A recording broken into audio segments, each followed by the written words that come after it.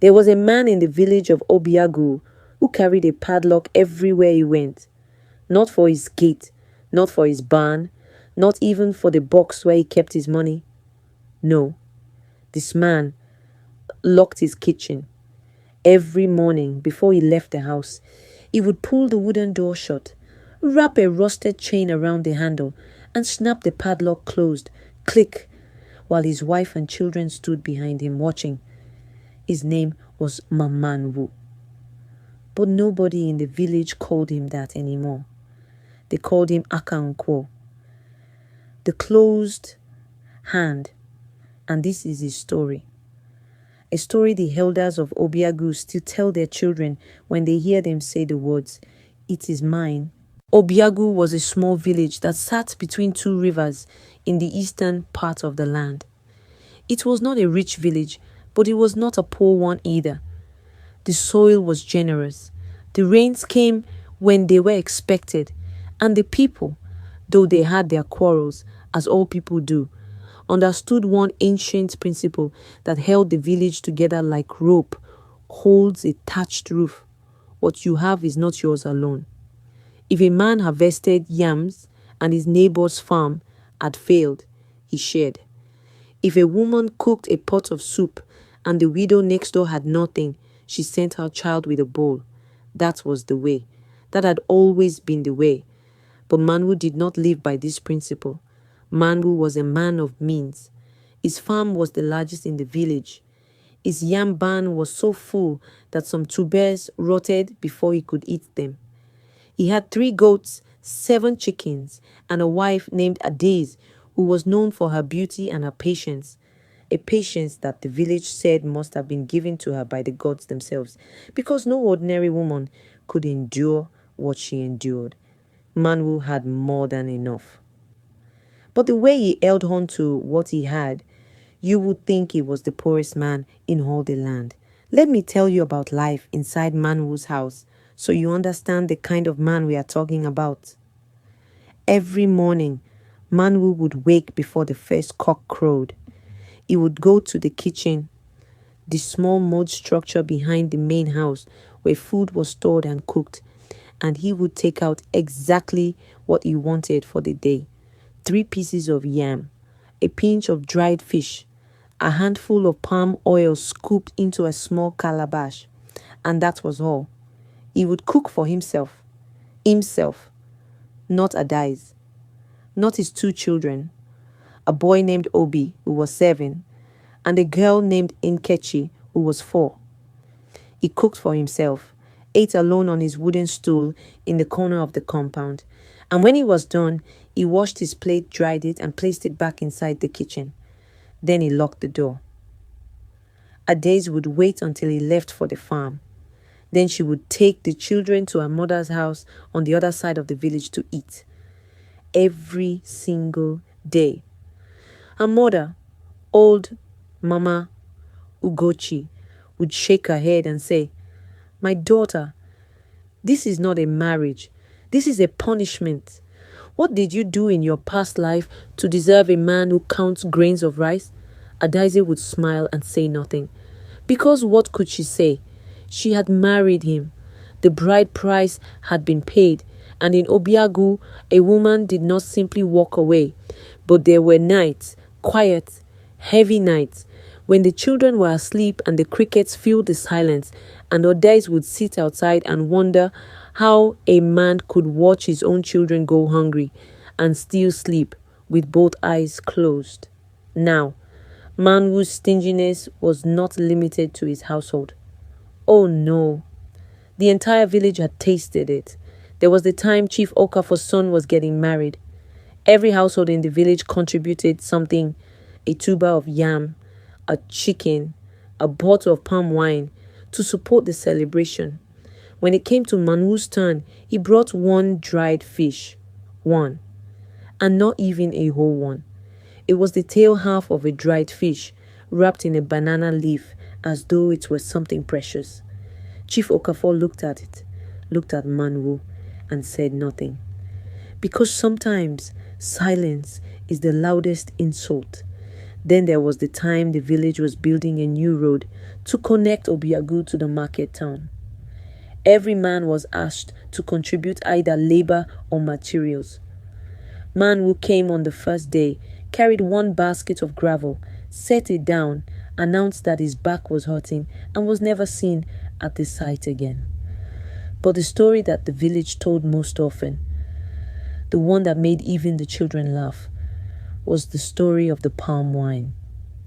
One evening, Mmanwu was walking home from the farm when he passed by a group of men sitting under the great udala tree, sharing palm wine.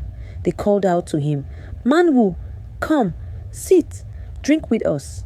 Now, Mmanwu never turned down something that was free. Never. So he sat. He drank well, cup after cup. He even laughed and told stories and slapped his knee. For that brief moment, you would think he was the most generous man alive. But when the palm wine was finished and the tapper brought a fresh gourd and said, "This one will cost 2 cowries each," Mmanwu suddenly remembered that he had left something on the farm. He stood up, dusted his cloth, and said, "My brothers, I just remembered. I left my cutlass near the yam mounds. If someone takes it in the night, I am finished." And he walked away so fast that one of the men said, if Mmanwu walked to the market town at that speed, he would arrive before his own shadow. That was Mmanwu, the man who ate freely from other people's tables, but locked his own kitchen with a chain. Now, the elders say that the world has a way of teaching those who refuse to learn. And Mmanwu's lesson was coming. It was walking toward him slowly, the way a river rises before it floods. It began in the dry season. The rains had stopped early that year. The rivers shrank, the soil cracked, and the farms, even the best farms, began to struggle.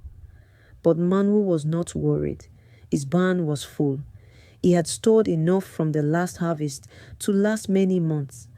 While other families rationed and shared and leaned on one another, Mmanwu sat in his compound and counted his yams like a man counting gold.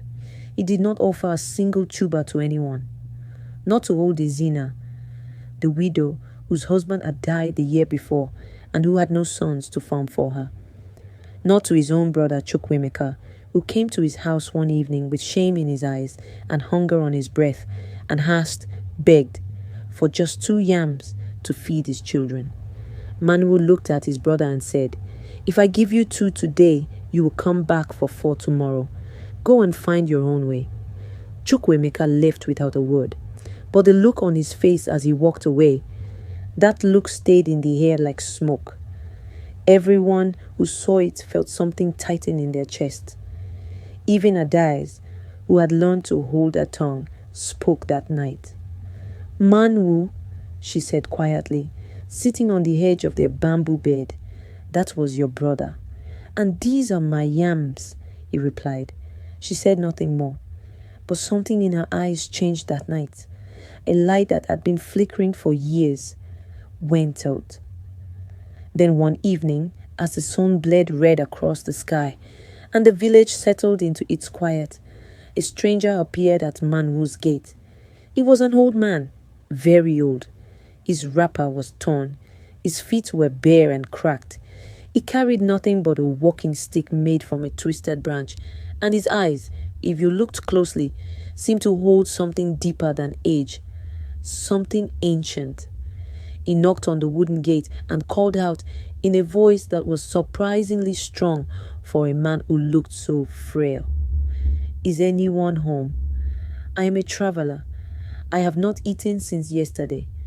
I ask only for a small meal and a place to rest my back for the night." Now, in Obiagu, in all the villages of the land, there was a sacred law, older than memory itself. You do not turn away a stranger. The stranger could be anyone, a lost king, a wandering spirit, a messenger of the gods sent to test the hearts of men. You do not turn away a stranger. Mmanwu came to the gate. He looked at the old man from head to toe. He saw the torn wrapper, the cracked feet, the empty hands, and he calculated, the way he always calculated, what this man could cost him. "Old man," Mmanwu said, leaning against the gate so that his body blocked the entrance. "I do not have food to spare. The dry season has been hard. Try the next house." The old man tilted his head. "You have a full barn. I can smell the yams from here." Mmanwu stiffened. "What I have in my barn is my concern. I said I have nothing to spare. Go." The old man stared at him, and for a moment, just a moment, something shifted in those ancient eyes. Something flickered like lightning behind a cloud. Then the old man smiled, a strange, slow smile. "Very well," he said softly. "I will go. But before I leave, let me tell you something. Mmanwu of Obiagu. Let me tell you so that when the time comes, you will remember this moment." He leaned forward on his stick. A hand that is always closed eventually forgets how to open. Then he turned and walked away, slowly, deliberately, his walking stick tapping the dry earth like a heartbeat. Mmanwu watched him go and muttered, "Foolish old man," before turning back into his compound. But Adais, who had been standing by the window and had heard everything, felt a chill pass through her body that had nothing to do with the evening air. It started the next morning. Mmanwu went to his barn to take yams for the day. He opened the door, stepped inside, and froze. Half his yams were gone. Not stolen, not eaten by rats. Gone. The space where they had been stacked was simply empty, as if they had never been there. He searched, he shouted, he accused Adais, he accused the children, he even accused the neighbor's goat. But there was no sign of theft, no footprints, no broken wall, nothing. The next day, he lost more. And the day after that, even more. Within 1 week, the barn that had been full enough to last him the entire dry season was nearly empty. Mmanwu was frantic. He stopped sleeping. He sat in front of the barn all night with a machete across his knees, watching. But nothing came, nothing entered.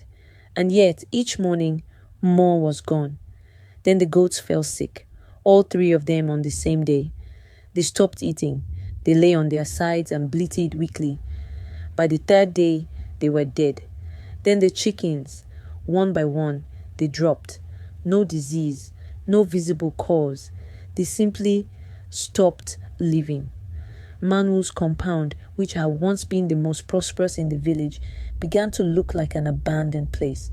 The walls cracked, the thatch roof sagged, weeds grew where Adais used to sweep, and the padlock on the kitchen door, that rusted padlock that Mmanwu had carried like a sacred object, it jammed. No matter how hard he tried, he could not open it. The key turned, but the lock would not release. It was as though the kitchen itself had decided that if Mmanwu would not share what was inside, then he too would be denied.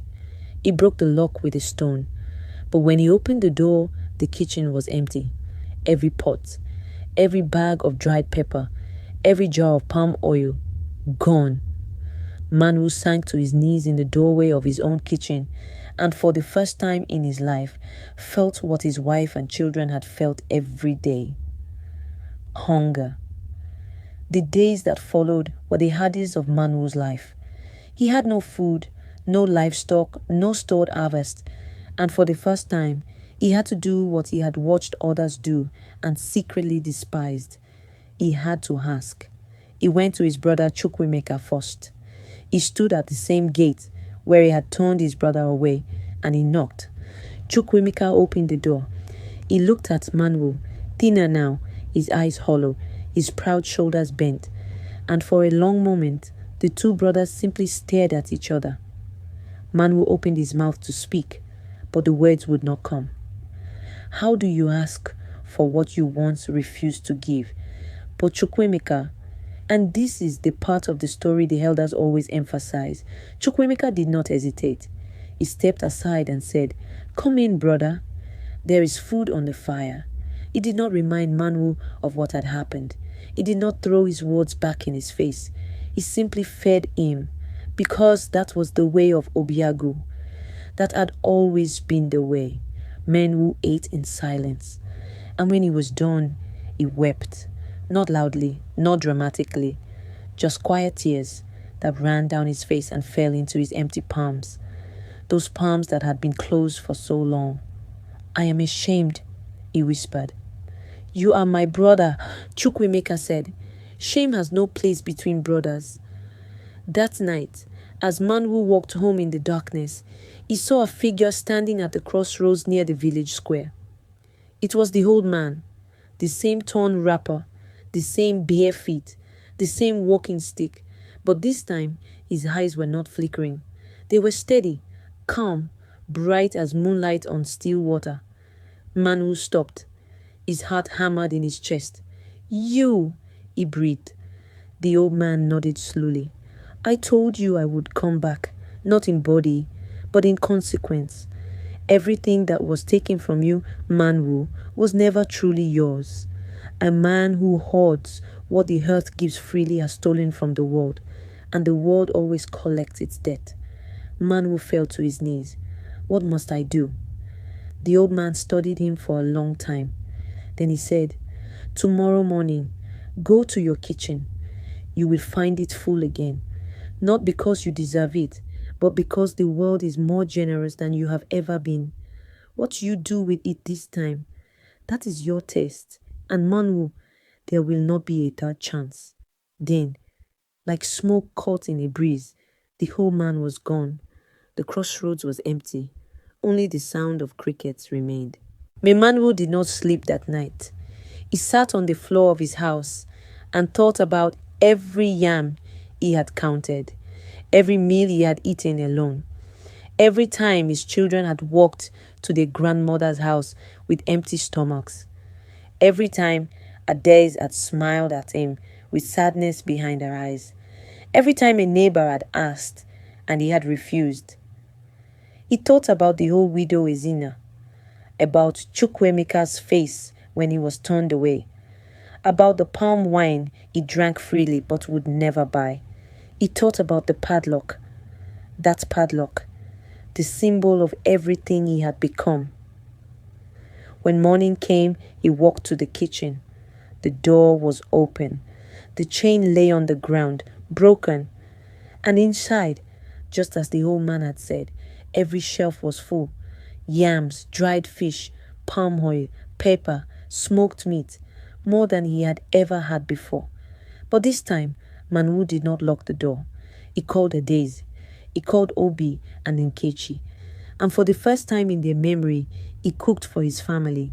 His hands were clumsy. He burned the first batch of yam. He put too much salt in the soup.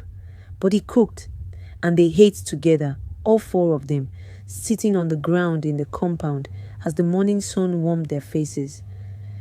Nkechi, who was only 4 and did not understand what was happening, looked up at her father and said, "Papa, the food is sweet." Mmanwu looked at his daughter, and something that had been locked inside him for years, something harder and rustier than any padlock, finally broke open. "Yes," he said, his voice cracking. "It is." In the days that followed, the village watched in astonishment as Mmanwu changed. He sent yams to old Ezina's house, a full basket carried on his own head. When she opened her door and saw him standing there, she thought she was dreaming. He went back to the road construction site. He carried gravel. He dug trenches. He worked until his palms blistered, and he did not complain once. When Chief Okafor's daughter had a naming ceremony, Mmanwu brought a full goat. A full goat. The chief looked at the goat, looked at Mmanwu, and this time the silence between them was not an insult. It was respect. He brewed palm wine and invited the men to sit under the udala tree. And when the gourd was empty, he sent for another and another. He drank and laughed and told stories, And this time, when the bill came, he paid for everyone. One of the men leaned over and whispered to the other, "Is this the same Mmanwu, or did the gods send a replacement?" But the greatest change was inside his own home. Adais no longer walked to her mother's house for meals. Mama Ugochi, when she heard what had happened, came to visit. She sat in the compound and watched Mmanwu playing with the children, something he had never done before. And she turned to Adais and said, "My daughter, I do not know what happened to this man, but whatever it was, I thank the gods for it." Adais smiled, and this time the light behind her eyes was back. The kitchen door remained open, always, and the padlock, that rusted, cursed padlock, Mmanwu threw it into the river. He stood on the bank and hurled it as far as his arm could reach, and he watched it sink beneath the dark water and disappear. Gone. Now, the elders of Obiagu say that Mmanwu lived many more years after that day, and he never went hungry again. Not because he had more than others, but because he finally understood something that the rest of the village had always known. The hand that gives is the hand that receives.